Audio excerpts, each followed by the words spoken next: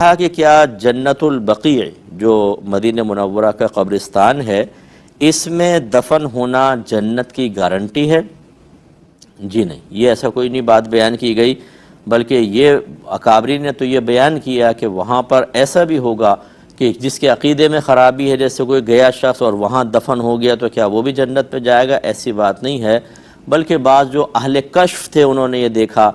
اہل کشف کی بات کر رہا ہوں، کہ جو اس طرح کا الٹا سیدھا آدمی وہاں دفن ہو گیا اس کی لاش کو کہیں اور منتقل کر دیا گیا۔ یہ اہل کشف کا معاملہ، میں کوئی حدیث یا قرآن کی بات عرض نہیں کر رہا ہوں، اور انہوں نے یہ دیکھا، اللہ نے ان پہ انکشاف فرمایا۔ تو بہرحال جنت البقیع میں دفن ہونا بہت بڑی سعادت کی بات ہے۔ حضرت عمر فاروق رضی اللہ تعالی عنہ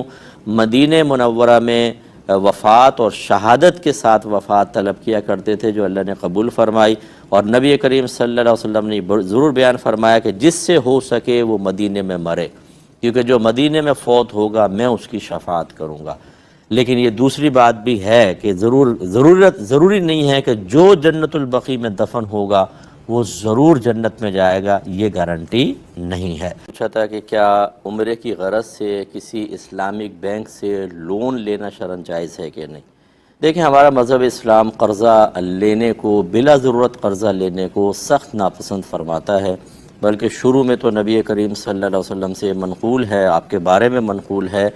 کہ جب کوئی جنازہ آتا تو سرکار پوچھتے کہ اس پہ کچھ قرض ہے کہ نہیں۔ اگر لوگ کہتے کہ اس پہ قرض ہے تو سرکار فرماتے تم ہی اس کا جنازہ پڑھ لو۔